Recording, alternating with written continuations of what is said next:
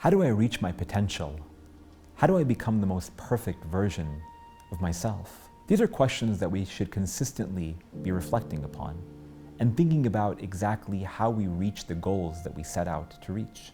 Allah subhanahu wa ta'ala, like we've stated, has created us with a purpose, and it's up to us to find and to actualize that ultimate objective.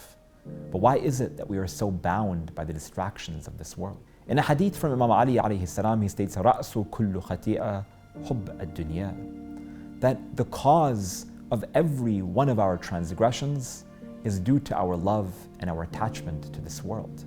Naturally, we're so consumed with various things that surround us.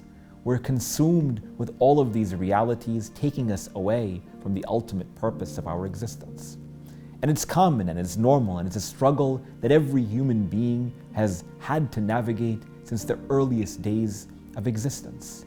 Even in the epic story of the children of Adam, Cain and Abel, they struggle with this reality, the reality of being distracted by this dunya.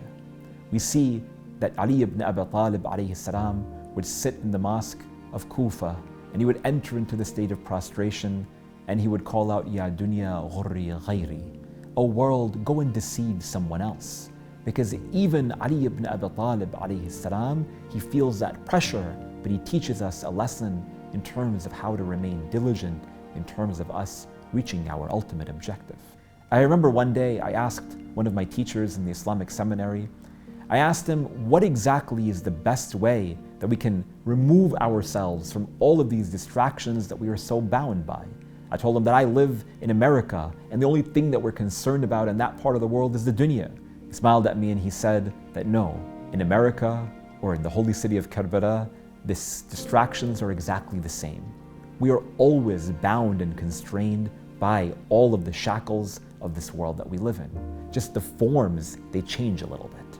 And then he told me that the best way to make sure that we are fulfilling our ultimate objective and attaining the height of our perfection is to drown ourselves in dua and in supplication as taught to us by Ahlul Bayt alayhi salam.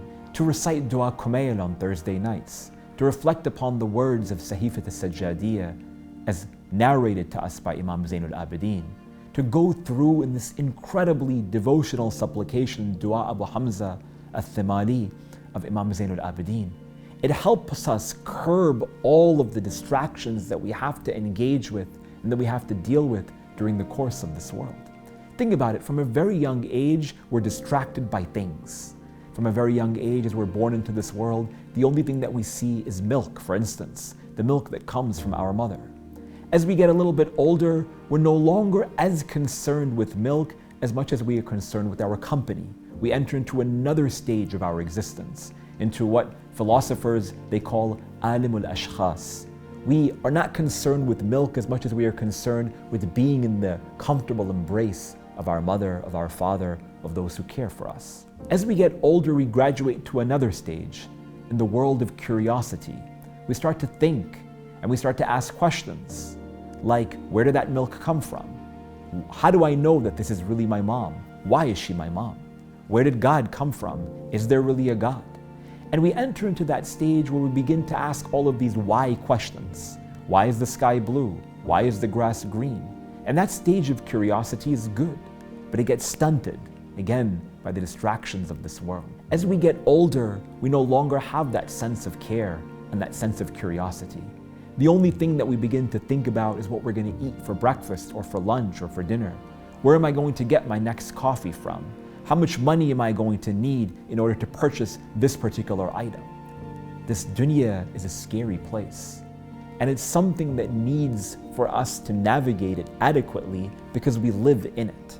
And Allah subhanahu wa ta'ala puts us through this trial of this world such that we are navigating it carefully and such that we are being diligent in terms of us reaching our ultimate objective. It's important for us to sit back once in a while and to reflect, what is it that gives me stress in the morning? What is it that I'm reflecting upon before I go to sleep? And if we see the only thing that concerns us is the physical, tangible realities of this dunya of ours, then what we should do is drown ourselves in the du'as of the Ahlul Bayt alayhi salam, to reflect upon their words and to supplicate to Allah subhanahu wa ta'ala and to seek that contentment. When we go to a graveyard, for instance, we're not thinking about anything other than mortality. And I get it. We go through these ups and downs and these struggles during the course of our lives. The hadith from the Imam alayhi salam states, "Inna lil-qulubi iqbalan wa idbara." That sometimes our hearts are more receptive to God and sometimes they're in a state of rejection. When we're receptive toward God in the month of Ramadan, when we're in moments of worship, continue it and make sure that you're feeding your heart and your soul. But when your only concern is this world, then wake yourselves up. Go and visit the graveyard. Supplicate to Allah subhanahu wa ta'ala in darkness of night. Fast even though it's not an obligation for us, such that we are shattering all of those distractions that are linking to our heart and that we're able to see Allah subhanahu wa ta'ala as He ought to be seen.